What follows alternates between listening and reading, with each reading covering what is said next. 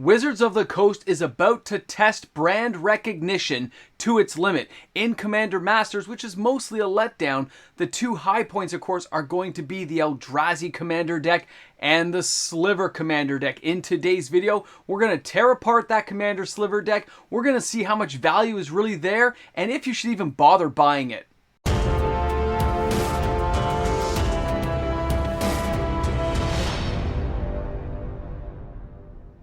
How badly do players want to get their hands on a tribal theme deck that they've always wanted?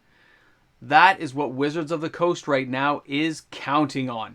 Welcome back, everyone. MTG Moxman here, and thanks again for hanging out with me on the channel today. Now, of course, before we get started with all the content we've got to go through in today's video, a shout out, a thank you to everyone who's been giving my videos a thumbs up and watching the daily content, hitting that subscribe button, because it is helping me get closer and get this channel closer to 20,000 subscribers, guys. We are below the 2,500 mark. Thanks again, everyone. I can't wait till we can get to the 20K party. It's going to be amazing. So thanks for making this happen, guys. It's epic. Now, Slivers. Who doesn't want Slivers? Because before I start this video, yeah, I'm probably going to buy this Sliver deck. I really do love Slivers. I want all the new Slivers at once. FOMO has probably got me on this one. But is it worth the $120 Canadian to get it?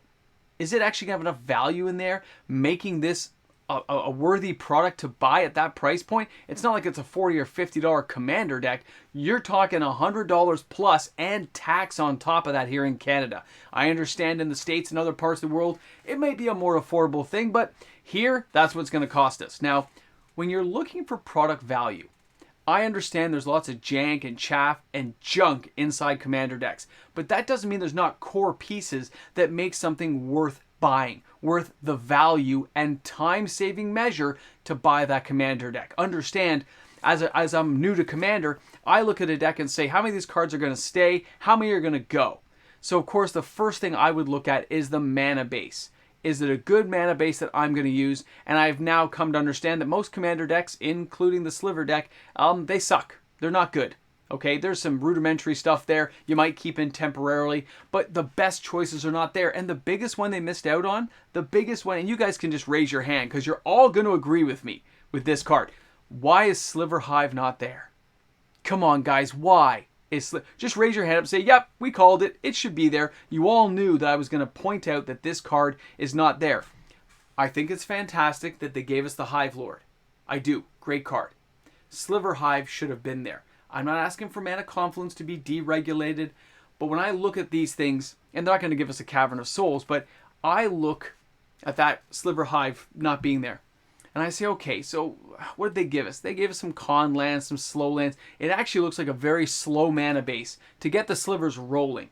Now the slivers inside, before we get to the unique slivers, all the random kind of regular slivers, there's some good choices in there. There's some fun cards that I would probably just keep in that deck. I already own them, but I wouldn't have to switch things up. I'd say, okay, we got a good core base of cheap $1.25 slivers that you can build off of to get. I mean, you're not going to have a Sliver Queen in there, obviously. They didn't put in an Overlord or Sliver Legion, but you have some decent slivers, okay? The artifacts are kind of meh to me. You got the Command Tower.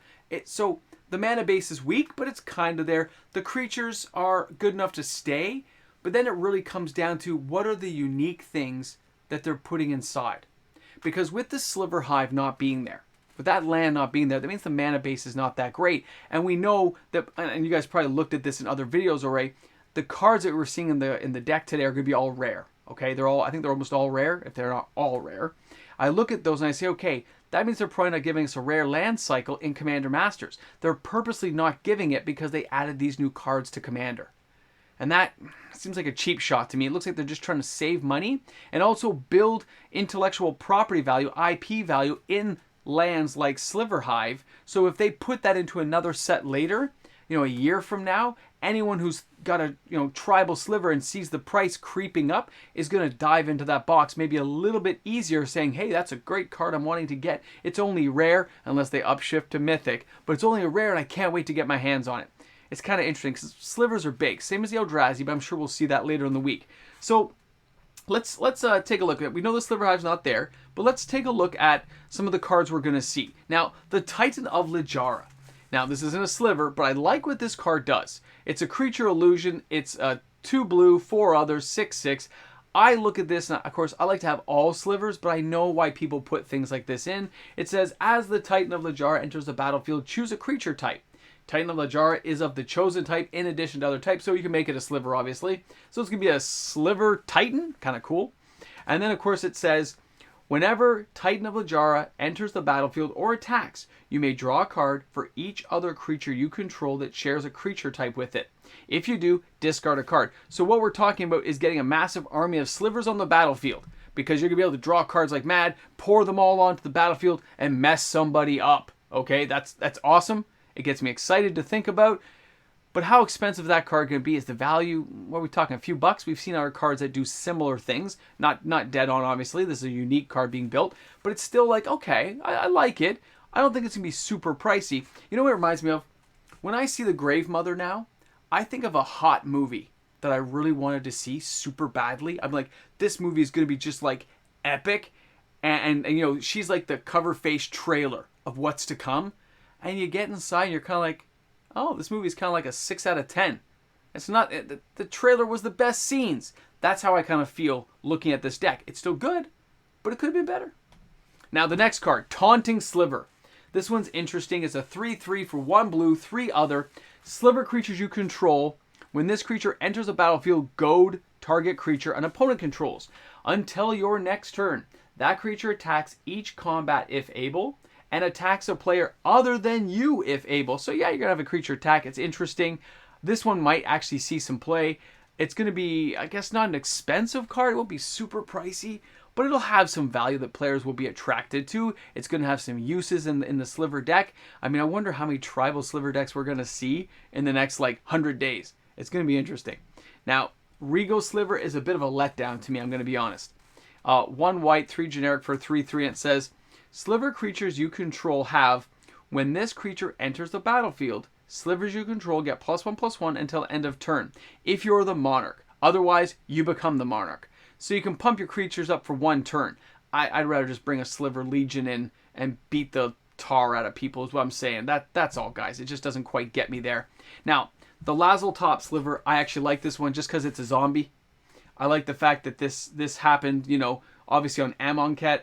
I look and say, okay, it's a 4/4 for 4, 1 black, 3 generic. Sliver creatures you control have a flick 2. Interesting, right? Because it says whenever a creature with a flick 2 becomes blocked, defending player loses 2 life. You can hit a lot of people and mess a lot of people up. Fun card. Whenever a non-token sliver you control dies, amass slivers 2. So you're building that undead sliver army. Great, okay? That's a fun card. It screams fun to me. The next one here is the Hatchery Sliver. And this one, again, I find this one interesting, okay? Because of the replicate power. It's 1 green, 1 generic with replicate, so you can copy this spell as many times as you want to pay the cost. And you get a lot of slivers out of it. So I like that.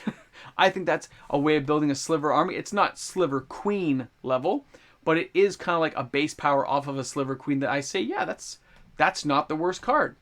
Now, this one for the Ancestors, you see the centaurs all charging in there.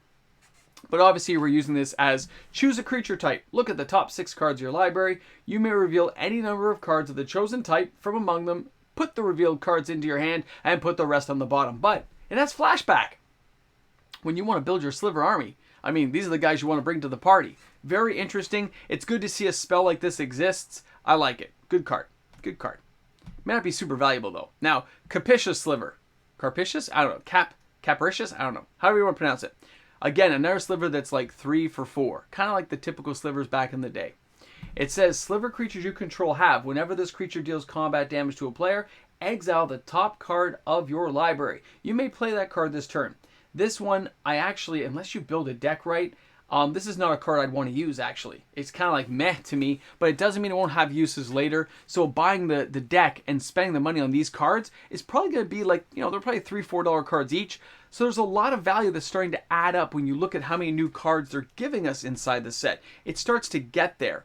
Now, Descendants Fury, this one, of course, is an enchantment. 1 red, 3 generic. Whenever one or more creatures you control deal combat damage to a player, You may sacrifice one of them. If you do, reveal cards from the top of your library until you reveal a creature card that shares a creature type. So you can see how this would work in a Sliver deck. And of course, a mediocre Sliver to get some big bad boy Sliver, it's awesome. And then you put the rest on the bottom. But you're also leaving this open to adding all kinds of crazy non-Sliver cards, because we're going to get to our next one that's pretty interesting. Here we have Rakaramel the Biologist. I mean, she's a fake Sliver Queen, legendary human wizard, 3/3, who is Werborg. It's cost 5, all right? 3 and tap, create a 1/1 colorless Sliver creature token. And it says, as Rakaramel Biologist enters the battlefield, choose a creature type. Slivers you control and non-token creatures you control are the chosen type in addition to other creature types. The same is true for creature spells you control and creature cards you own that aren't on the battlefield. This card has a lot of uses. You can cram a lot of fun stuff. I guess kind of like a secondary commander, somebody to back you up when things don't go your way. This card is going to be kind of fun. Now, for anyone who thought this should be like a tier 1 commander deck, Wizards of the Coast doesn't give you that. They give you a commander deck you can play with, but it's going to have a lot of chaff and jank and things you're going to want to take out at some point. So look at it as a starter commander deck with a little bit of higher value based on the Grave Mother. It's pre-selling for $85. You look at the Sliver Hive Lord, you've got some decent Slivers that you can interact and add to your deck, as well as exchange them for better, more sought-after Slivers later. But the overall value to me seems to be here, but I'm more curious to see what you all think, and I can't wait to read your comments in the comments section. So how do you feel after taking a look at the Sliver Commander deck? Did it live up to expectations or fall a little bit short? Was it, like I said, a great trailer to an amazing movie that just didn't deliver after you went to the theater? You know, you saw the Grave Mother and you're like, this is going to be amazing. And then you went ahead and watched the rest of it. You're kind of like, there's a lot of like old hashed up ideas I've seen in other films. I know, guys, but I can't wait to read your comments. Thanks again for hanging out. And don't forget, bring a friend to Magic. I'll see you guys tomorrow. And of course, guys, a big shout out and thank you to the fantastic patrons of the channel. Guys, without their continued support, daily uploaded content, it's not going to happen. What can I say? I'll drink some coffee and fall asleep. So thanks again to all those supporters out there. The bottomless cup of coffee will keep coming. Welcome back to the Ramble Jamble. If you've never been here before, come on and stick around for a bit. All right, guys, this is where I'm just going to blab about some stuff. Just talk. And I think it's interesting. We know they've said that these commander cards, you know, the 10 cards in each deck, are going to be found inside the set boosters and stuff, right? And they'll be in the collector boxes and all that kind of jazz. But how much value are the individual cards going to have other than, say, a Grave Mother or some of the key cards? They're not going to be that expensive. They're not. So the value on those inside Commander Masters is actually quite limited. The actual Commander decks, though, they really do appear to me like they're going to hold up fairly well. I'll be curious to see how the drop rates are on a lot of these cards inside those products, because I still think most people are going to buy the Commander decks and they're going to call it a day. They're going to be good enough that you can build off them and actually do something fun and unique, which we haven't seen for a long time. But it's just going to give Wizards that green light to say, hey, time to build a whole bunch of theme decks. What creatures have we not themed? And if they say Thrall, I'm going to lose it. All right, guys. Anyway, it's interesting stuff to watch out. So keep an eye on that stuff. Watch your wallet. Protect it at all costs. Don't let Wizards go on a hike and, reach in the back pocket. Keep an eye on them. Keep an eye on that rear person. Remember, they don't have to outrun the bear. They just have to outrun you.